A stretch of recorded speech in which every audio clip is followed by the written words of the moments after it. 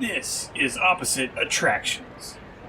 This week's challenge: let's get very dangerous.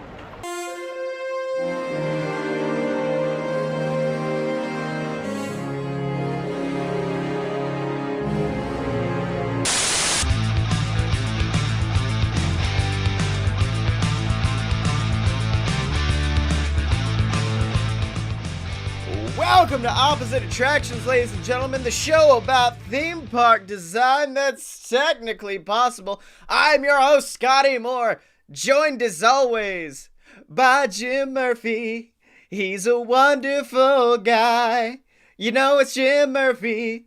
Let's make lots of rides. It's Jim Murphy. He's that fucking dude with attitude.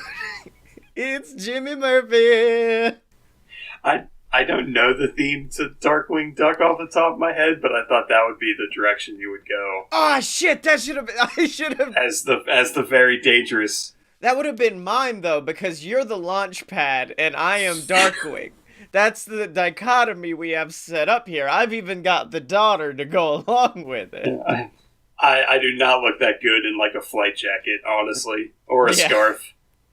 So, Jim, we've reached the kind of the apex of this season's, and it's halfway through this season, but the peak of dangerous entertainment. Yes, but I decided, how about just halfway through the season we could do what the season's all about by making the most dangerous theme park ride.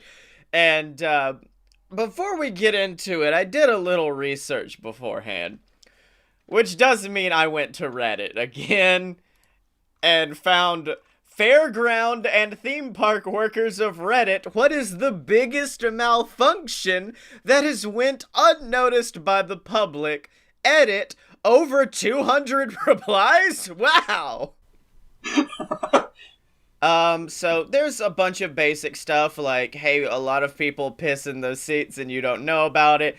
This one is about This one is about a 30 dolphin orgy that happened in SeaWorld, and apparently they were just all in a giant ball.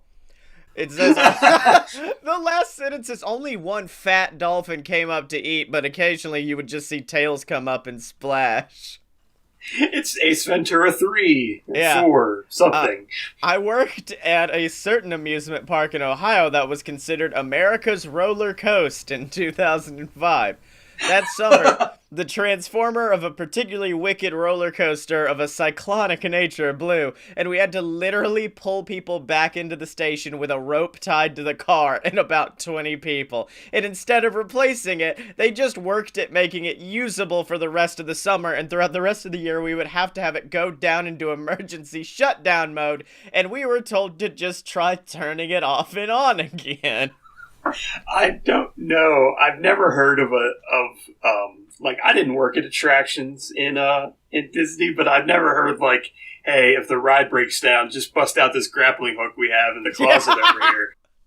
Let's get dangerous. No, I feel like, I've from what I'm seeing in here, most people who were Disney employees, they had the opposite reaction, which is like, look, if anything ever broke down, you'd never fucking see it. Even if you were on the ride, they'd make you think it was part of it. Unless it's a Yeti, then you just notice. Someone did bring up Disco Yeti, and the first 3 comments were all, Disco Yeti!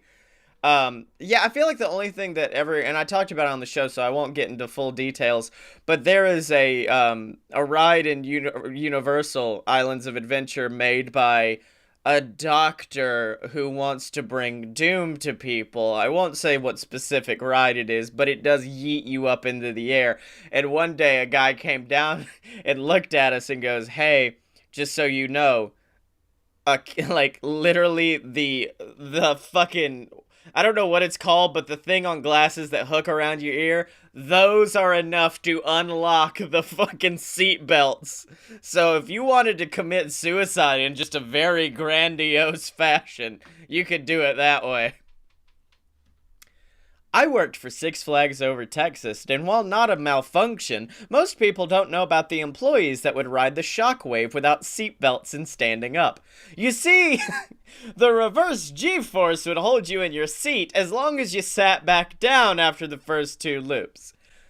One female employee, however, decided to be brave and tried to do it throughout the whole thing.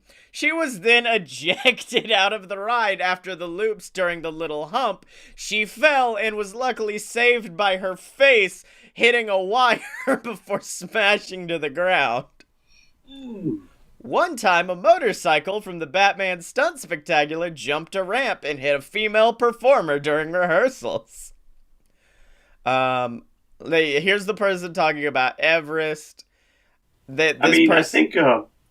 I think they had somebody in Indiana Jones that fell 30 feet to the ground. Yeah, I've during heard that. A practice. I went to Disney World when I was 8, and Snow White or some princess was standing up against the wall taking photos. I somehow glanced behind her and saw that the dress was ripped and her ass was completely hanging out, and she was acting like nothing was happening. And that's all fine and dandy. And then this guy had to out himself as a pervoid, because then he puts, edit. Now that I think about it, the fact that she was being so relaxed while her ass was exposed is pretty hot. Even the contrast between seeing a woman made up like a Disney princess and seeing her ass is hot itself. Okay, now you've gone wrong. Now you've made an error. Coming soon to Hulu, Oh White. Let's see, this one. Nope, this one's depressing. That's got a bunch of... All I gotta do is look, and if I see the word suicide, I'm like, okay. Oh no. I worked for the theme park inside Mall of America. I can not speak for other theme parks, but the rides that he worked at were very safe. It was very well maintained, and 98% of the time the injuries we did have to deal with were the direct result of parents either not supervising or actively encouraging their kids to break the rules. The worst malfunction I ever had was on a ride that I believe no longer exists called the Might Axe. What? It made the news for getting stuck literally upside down, and the fire department had to cut everybody out. Let's see. Horrifying. Yes, what the news media left out was that the maintenance department could have gotten everyone down in 10 minutes, but people ended up calling 911, and the fire department overruled maintenance and spent 2 hours cutting everyone out of their restraints, which cost us a ton of money to fix. During my tenure, I got assigned to that ride rotation a lot and had the Mighty Axe get stuck upside down twice, and both times maintenance was relatively able to fix the problem. The worst was watching people try to wriggle out of the restraints while upside down. Hey, could you not, please? We don't want to see this splat happen. Yeah, you'll have a new ride called Mighty Gravity. Alright, and here is my favorite one. Some years ago, I was working my summer vacation at an amusement park running a roller coaster. I got to sit and push buttons, give safety instructions, etc. So we get the train full of people, I get the all clear, hit the button to start the train up the hill, when I see something out of my periphery. A guy has somehow climbed the gigantic wall surrounding the ride, dropped down next to the track where I am about to send a metal train full of people at 40 miles per hour. I quickly slam on the emergency stop button, which shuts down everything on the ride, and grab the phone for security. Coworkers come to see what happens, and I point to the guy down in the ride zone. He's acting weird, erratic, and is taking off his clothes while climbing on the roller coaster's track. Security tells us not to approach in case he's dangerous, and to move the people in line away. Meanwhile, I head up the stairs to talk to the people who were stuck in the ride. Stairs were open, metal things, extra narrow, steep, and at this point very damp. In the best times, I hated climbing them. I get up, and most of the people are calm, except for one woman freaking out, panicking that the ride is malfunctioning. And I understand panic attacks, so I quickly call a manager because I couldn't let her out, but the manager was able to do it. Manager finally arrives, lets this woman off with dire warnings about how dangerous those steps can be, and by this point, police are arriving, there's all sorts of stuff going on, and then another guy announces he wants off the ride too. So the manager lets him off. He climbs over another guest, faces the train and calmly announces that this entire thing, the security, the police, and the half-naked man was a cover-up for the fact that the ride had malfunctioned and that everyone on that vehicle was going to die. And I'll be damned if they didn't believe him. We evacuated, 2 people fell walking down the stairs, and I had to fill out a shit ton of paperwork to keep people from suing. Thankfully, we were able to call a cop over to witness, and after police left, the ride was started back up with absolutely no issues. I didn't know Epcot Food and Wine had a roller coaster. Hey, don't talk about me, man. That was me. It was my family. Let me see. I'm trying to see. A lot of these stories are all really lengthy, and it's either really happy or a lot about suicide. And I'm like, oh, okay. Wait, what the fuck? Not a ride malfunction, but still a malfunction. Oh, shit! I know where this is! I worked at Islands of Adventure. A lady ignored the sign on the penny crushing machine in the Spider-Man store that I worked right beside that read out of order.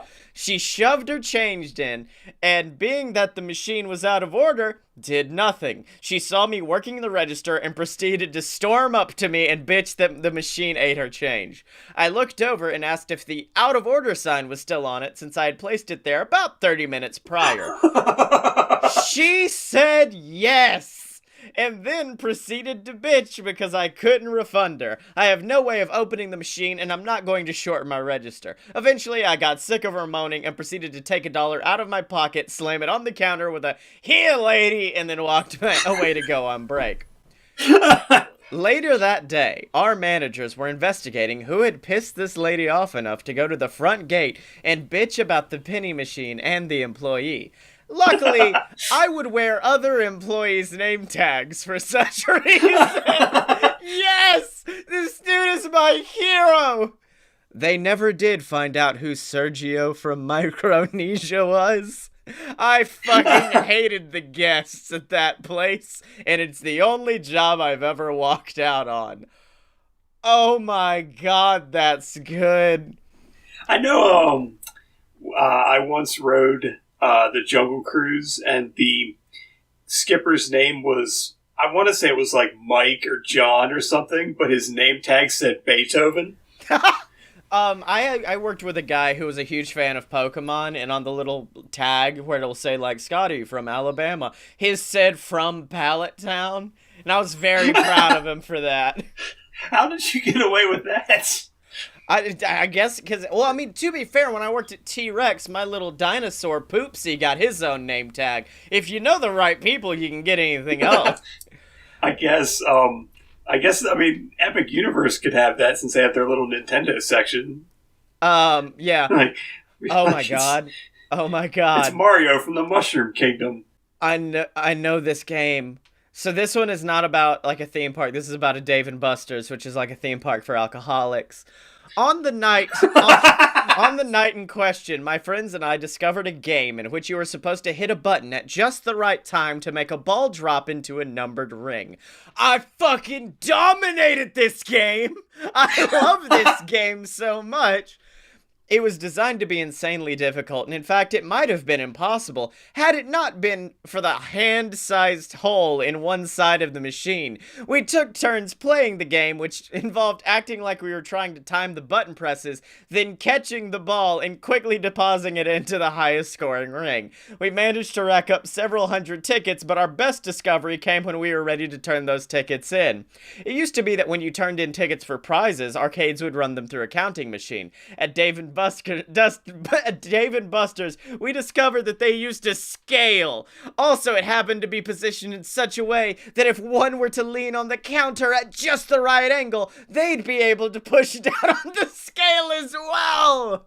Fuck yes! By the end of the outing, my friends and I had actually managed to buy a $20 piece of schlock for the low price of only $20.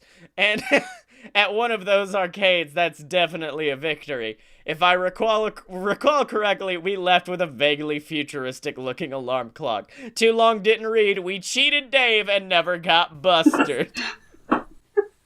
I've played some, like, like arcade games that had like that one little thing where if you knew what you were doing, you could just rack up crap tons of tickets. But I never like tried to win a futuristic alarm clock. That's me with that ball drop game. I dominated the ball drop game. One time, have you played the ones where you put a quarter in and it slides down and like has to hit the outside of this ring and land on like just the perfect spot? No, I'm not sure. It's like a really old school game. It's literally a spinning disc that you throw quarters onto, essentially like roulette, and it slowly rolls down into a certain markered place. One time, there was a buildup of coins in it that was forcing the game to not deposit your coin away from the track. So I just kept putting quarters in, and coins were just repeatedly being reused and winning me more and more tickets constantly. And then finally one of the fucking 16-year-olds who was working there looks over like, "Excuse me, sir, that is not legal what you're doing." And I'm like, "Fight me, Jerry. I don't care. I'm dominating." They let us keep the rest of the tickets though, so I was appreciative of that. My arcade had a thing that was like you put the quarter in like a vertical slot and it slides down a ramp, and it has like Plinko's size like little holes to get it in, whichever one you got in. And the edges were like 75 tickets or something like that, but you could literally just aim for the edge and the quarter would like hit the wall and just ride down the wall vertically. But even if it went all the way to the side, it would still trigger the 75. So you could just unload 75 tickets a quarter. Hell yeah. Which is pretty good exchange rate back in like 1997 that was. Well, Jim, this is not a podcast about arcades. Although that would be my experience here. I would be like, "Oh, finally, I've got this. I've worked it that longer than Jim's working in fucking Disney World. I've done it." But it is instead a podcast about building our own theme park, and we've already teased what we're doing this week because we're building the most dangerous theme park in America, the Epic Universe. And this week I gave you a challenge to build the most dangerous theme park ride of all time. I'm turning into Nathan Fillion, and I'm not sure why. I thought you were turning into Patrick Warburton, and that's fine. Ah, well, Jim Murphy, if you just want me to tell you about my ride, it's all you have to do with that. It's fine.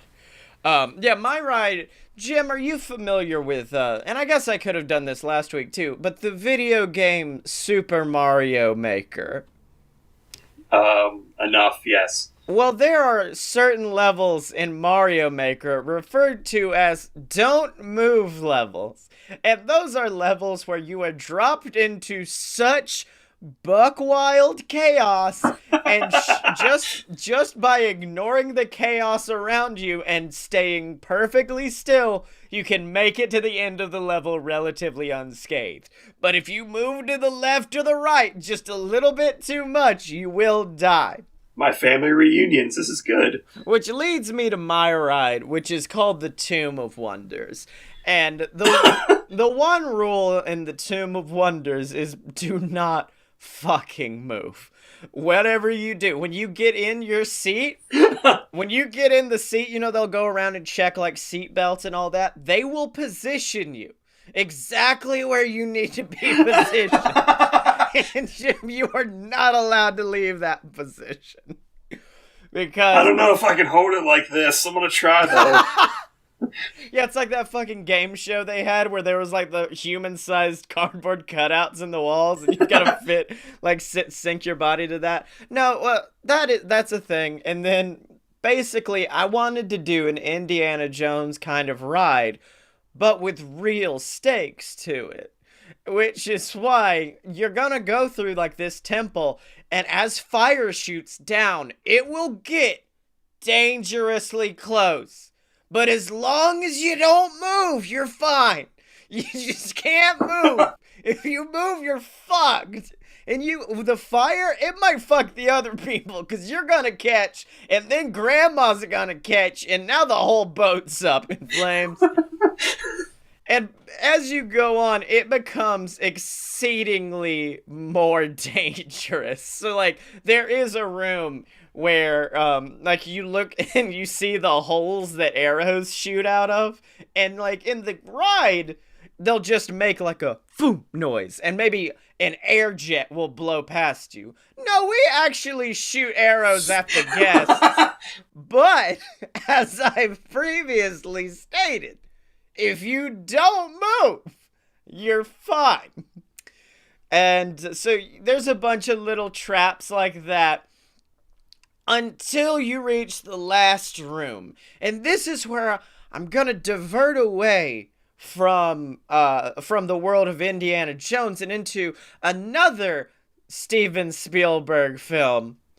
Because its vision is based on movement, Jim. Its vision is based on movement. Stay perfectly still and everything will be fine. Because there is, in fact, a real T-Rex. I don't know how I got him, but he's in the room. Maybe, is there an animal whose vision is based on movement that will literally kill you? Like, how about just use what's the, like, Truckosaurus? No, Just use that. Truckosaurus's vision is based on movement, and also if you've got a fucking Four Loko in your hands.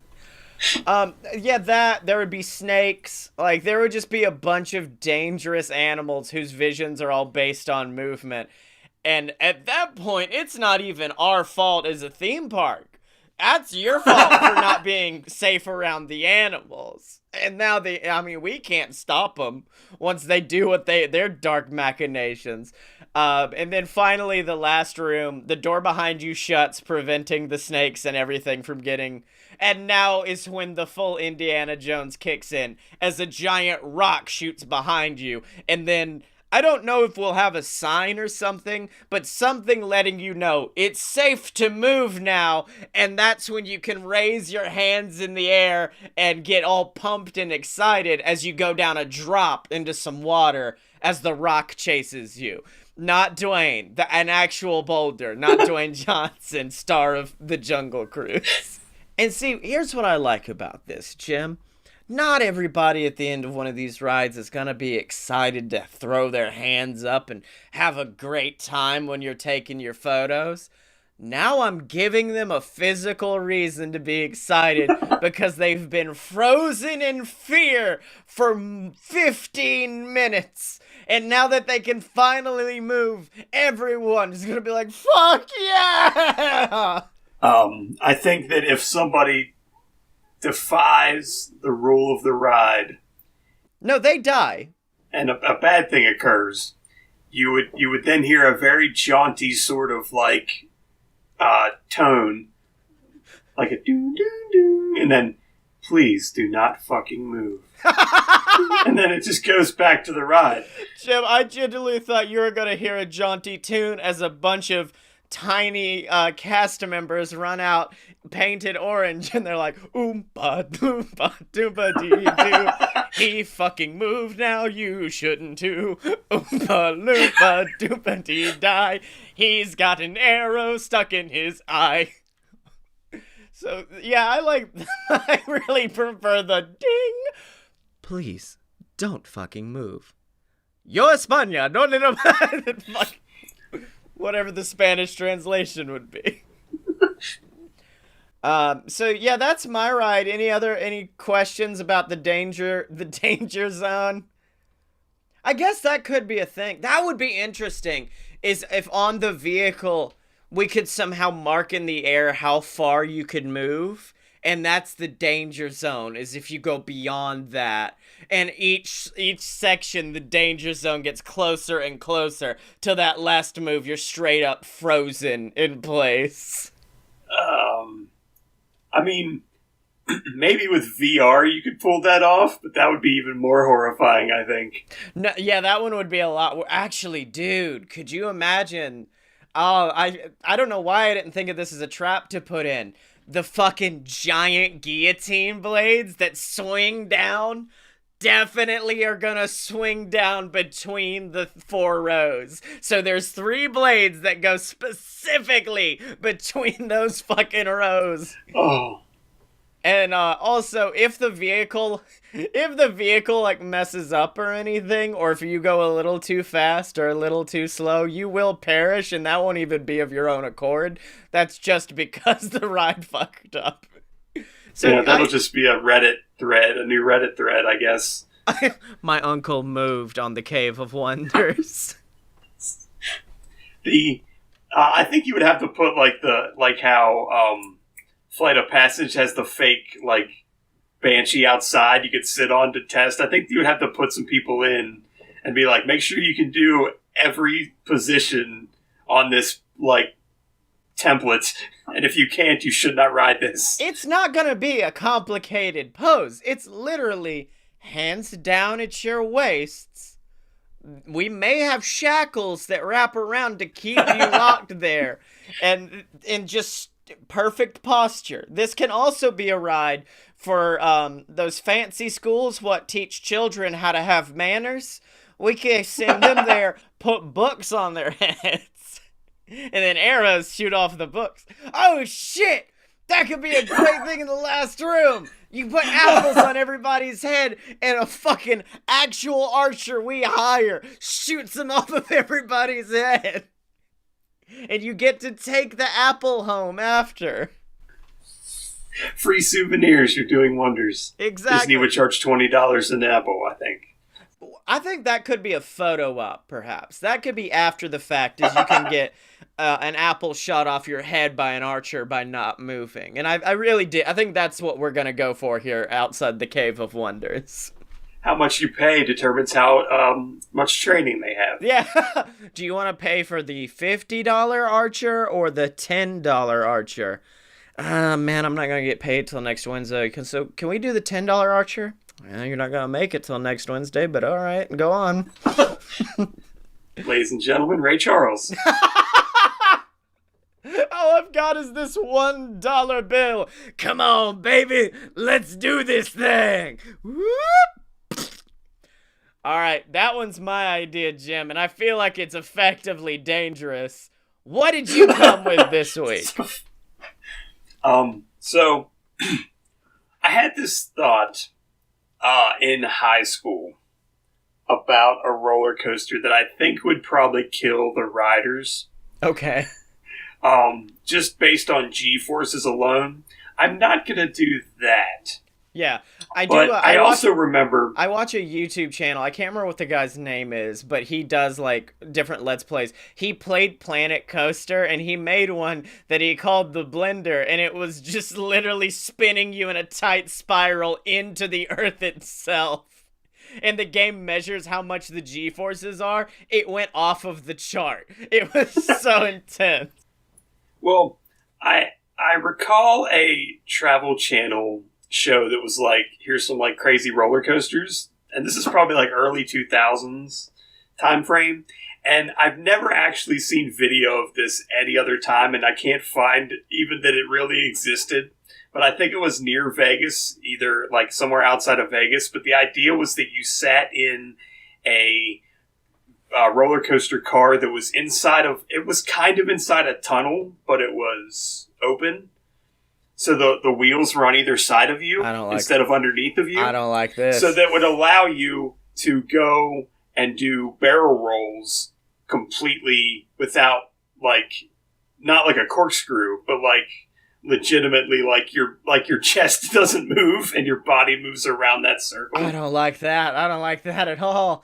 Oh my god. So I want to do a similar track design to that, but inside of it, instead of a roller coaster car, I do want to put the gyroscope from Space Camp. Oh, fuck. I was going to say either that or just giant hamster balls. And then everyone tubes through across Vegas.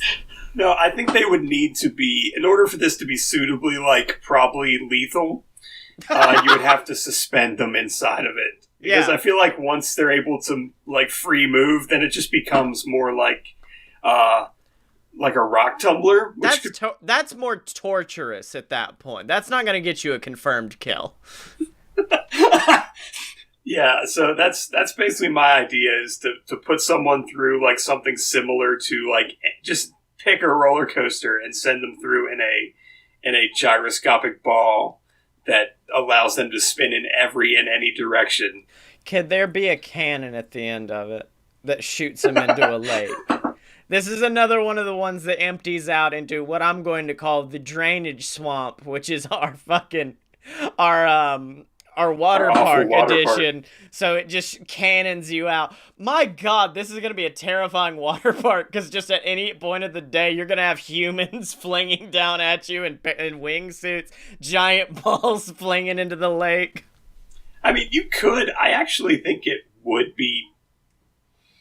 Oh, I don't want to use the words technically possible, but I think it would be technically possible to put someone through a like hamster style, like habit trail. Yeah. In a ball, but this would be motorized and dangerous and dangerous. If the Epcot Play Pavilion was a giant habit trail that I could run around in a giant hamster ball, that might actually make it worth me visiting it. Yeah.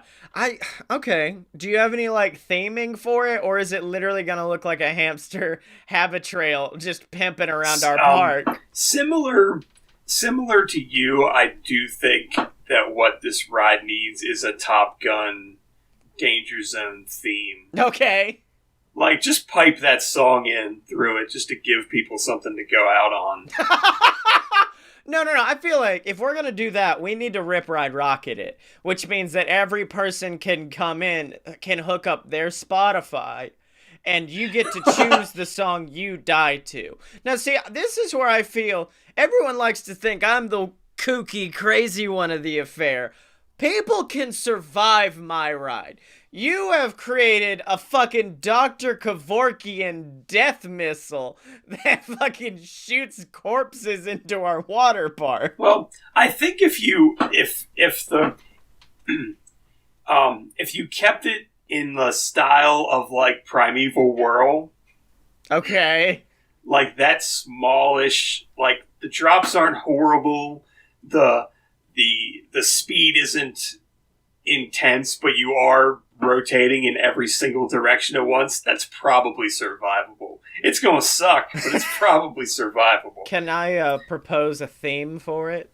And it's certainly not going to be a roller coaster. And I think that would give the world name of Primeval Whirl more like gravitas, I think. Well, here's my new idea for it, Jim, because I like your ride vehicle, which is essentially a giant fucking ball. Which is why I propose we build the world's largest pinball board, and then you just fucking toss people into it. So the only part that could truly, really kill you would be the launch, because the launch is gonna fucking yeet you up there to the top of the board. But then you're kind of, unless you're really unlucky, and miss every single peg on the way down and just fall straight, it's gonna suck, but you'll have stuff to stop you on the way down. I've played a lot of pinball. I would not want to be in the middle of like the three circle bumpers section, just where it's like three of them really tightly knit, and it's that would be very bad. How did we talk? Like, especially with the noise, that would be awful. Oh, and the noise is very loud and plays throughout the entire sphere that you're in consistently.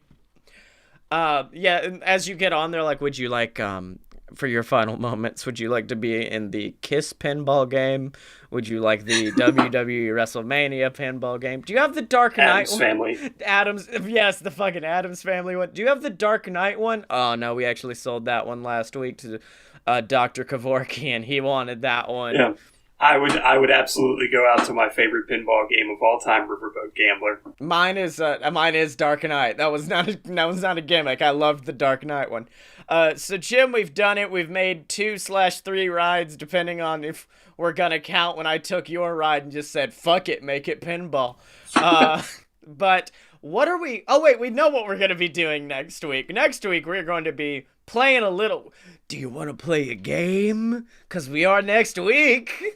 Yeah, I look good because that'll give me an extra week to come up with a challenge anyway, because I didn't really have one. I was about to be like, but what's the challenge after that? But now apparently I see. I have no idea. Yeah, would you like to give people a description of what we're going to be playing next week? I know we've talked about it a little bit, but let's tease it up. I think we're just gonna do like the 1 day version of the game because I think that'll be easier. Yes. But yeah, Survive the Magic is a role playing game that is kind of like Dungeons and Dragons, but it's with like drunken guests and shitty cast members. Yeah. And vloggers and stuff. And the idea is to kind of make your way through a day at Disney World without either getting kicked out or arrested or being so imbued with magic and fantasy and wonder that you decide to like become a blogger. Okay, so your choices are vlogger or arrested. Okay. So I mean, the story is that you are like a kind of like an amateur blogger, or like, but you go like you hit the event horizon if you kind of push too far in one direction. Oh, okay.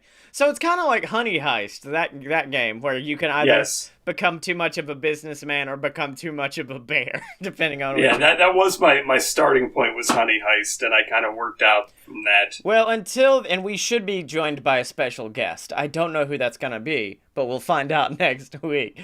But until then, where can people find you on the internet, Jimothy?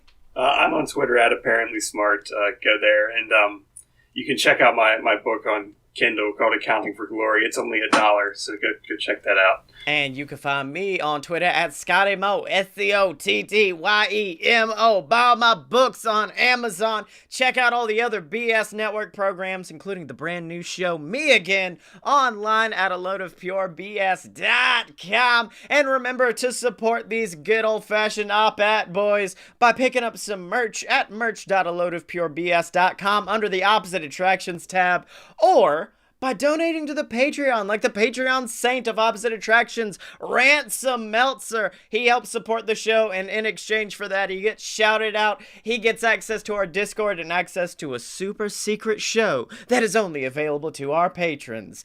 And until next time, remember to find Jim and me on Twitter at HopAtShow. That's spelled OPPATTSHOW. Are you down with OPP?